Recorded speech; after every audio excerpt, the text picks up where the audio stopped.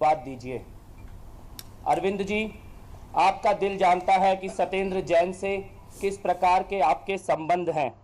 आपको मालूम है कि किस प्रकार के पैसों की डील की मैं बात कर रहा हूं।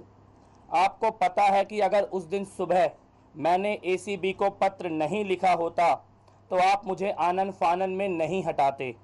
यह बात आपने कई पीएसी के साथियों को बताई भी और उन साथियों ने मुझे फ़ोन करके बताया।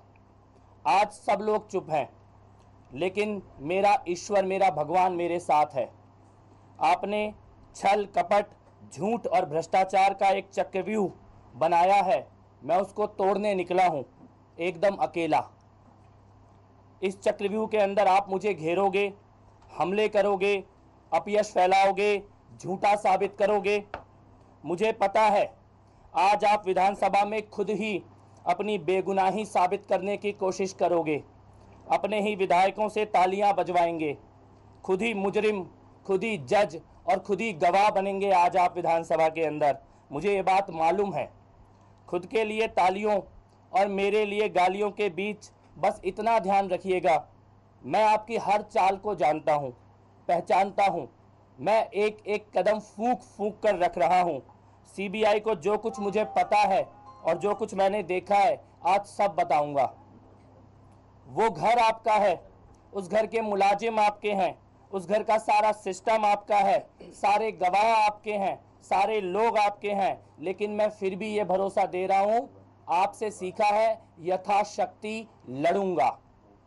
या तो आपके चक्रव्यूह को तोड़कर विजय प्राप्त करूंगा या फिर अभिमन्यु की तरह घेर कर मार दिया जाऊंगा। मुझे दोनों स्वीकार है।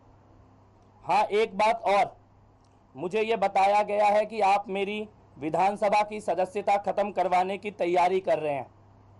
विप के द्वारा मुझे विधानसभा से हटवाने की तैयारी की गई है। मुझे कोई फर्क नहीं पड़ता, बस इतना कहना चाहता हूं, अगर थोड़ी सी भी नैतिकता आज आपके अंदर बची है, अगर थोड़ा सा भी भरोसा है आपको अपने आप पर, तो मेरी एक चुनौती स्वीकार कर लीजिए। मेरी करावल नगर की सीट या आपकी नई दिल्ली की सीट आप चुन लें। मैं भी इस्तीफा देता हूं और आप भी चुनाव के मैदान में आ जाइए। सीट आपकी मर्जी की, आपके पास पैसे की ताकत है, लोगों की पूरी टीम है और मैं अकेला हूं। आइए लड़ते हैं चुनाव। है आप में हिम्मत जनता का सामना करने की? कुर्सी जाने का अगर आपको डर है तो बिना इस्तीफा दिए करावल नगर की सीट से मेरे सामने चुनाव लड़ लीजिए। मैं इस्तीफा देने के लिए तैयार हूं। और जनता के साथ का आपको भरोसा है तो अपनी नई दिल्ली की सीट से चुनाव लड़ लीजिए। मैं आपके जवाब का इंतजार कर रहा हूं।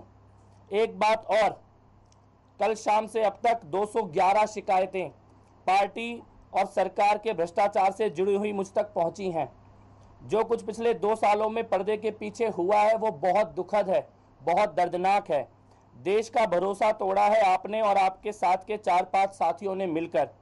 अरविंद जी, आज मैं अकेला हूं, सब कुछ मिटा देने के कगार पर हूं, पर अड़ा हूं और डटा हूं। आपकी सारी ताकत, सारी सरकार, सारा पैसा, सारे लोग एक तरफ और मैं अकेला। आशीर्वाद दीजिए। आज आपके खिलाफ एफआईआर दर्ज कराऊंगा, इसके लिए क्षमा प्रार्थी हूं, माफ़ी चाहता हूं। आपके जवाब का इंतजार है। आपका कपिल मिश्रा। Thank you. केजरीवाल से आशीर्वाद तो मांग रहे हैं। जिनसे भ्रष्टाचार से लड़ना सीखा है, आज उन्हीं के खिलाफ एफआईआर दर्ज कराने जा रहा हूं। एक तरह से मेरे भगवान, मेरे गुरु रहे हैं, लेकिन सारी शक्ति, सारी सेना, सारी सरकार, सारा पैसा लेकर वो एक तरफ खड़े हैं, दूसरी तरफ मैं अकेला हूं। मैं किसको याद करूं? मैं उन्हीं से आशीर्वाद भी मांग रहा हूं और उन्हीं से माफ़ी भी मांग रहा हूं, लेकिन इस लड़ाई में अड़ा रहूंगा और डटा रहूंगा। आपको क्या लगता है जो आपके पास एविडेंस था, आपको लगता है अब कि आपने जो करा है दिल में आपको सही लग रहा होगा, लेकिन प्रैक्टिकली आपको लग रहा है कि एविडेंस आपके पास शायद कम था? मेरे पास सब कुछ है। अरविंद केजरीवाल जी को अभी मालूम ही नहीं है कि मेरे पास क्या क्या है। वो मैं सीबीआई को बताऊंगा। इसीलिए वो हबड़ तबड़ में सीसीटीवी कैमरा, टाइमिंग मेरे से कुछ निकलवा लेना चाहते हैं।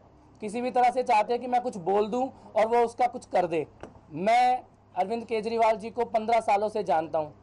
मेरे को मालूम है उनकी एक एक कदम किस प्रकार से करते हैं और इसीलिए मैं अभी तक एक एक कदम फूंक फूंक कर रख रहा हूँ।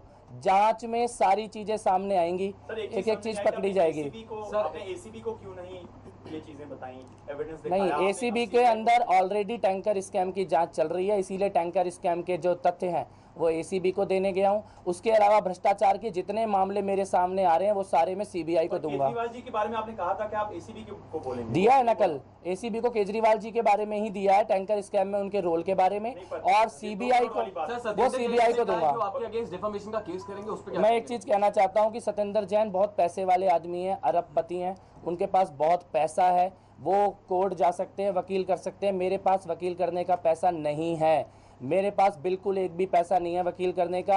मैं सीबीआई की जांच कराऊंगा। इस देश में ऐसा कभी नहीं हुआ कि किसी आदमी के खिलाफ सीबीआई जांच करे और वही आदमी मानहानि का मुकदमा भी दर्ज करे।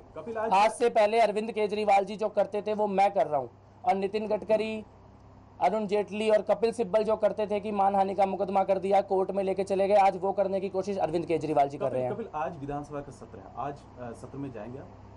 पहले तो मैं सीबीआई के दफ्तर जाऊंगा, सीबीआई के दफ्तर में अपनी बात रखने के बाद उसके बाद अगर समय होता है तो सत्र में भी जाऊंगा। ये बताइए कि हर जगह ये बोला जा रहा है कि एविडेंस नहीं है आपके पास, आप जो बोल रहे हैं, वो जो बातें कर रहे हैं, उसका कोई सबूत आपके पास नहीं है। अगर होता तो आप मीडिया के सामने रखते, यही आप बात कह रहे हैं कि यही अरविंद केजरीवाल जी चाहते हैं कि मैं सारी चीजें मीडिया के सामने रख दूं। उसमें प्रॉब्लम क्या है जब आप सारा कुछ बता रहे हैं? सीबीआई की जांच में प्रॉब्लम क्या है, मैं केवल ये पूछना चाहता हूं। जब किसी चीज की जांच होती है, मैंने जो एविडेंस पब्लिक में रखे जाने चाहिए जिसके कारण जांच प्रभावित नहीं होगी वो खुलकर रखे हैं, और जो एविडेंस कोर्ट में जाएंगे, जो एविडेंस सीबीआई में जाएंगे, जिन एविडेंस को मुख्यमंत्री होने के नाते वो प्रभावित करने की ताकत रखते हैं, वो एविडेंस में नहीं रखूंगा पब्लिक में। एसीबी के बारे में एक चीज बताइए, एसीबी के आपने पहले कहा था कि आप एसीबी के बारे में मैंने दोनों चीजें पहले दिन से कही हैं, एसीबी और सीबीआई दोनों में जाऊंगा। एक सेकंड।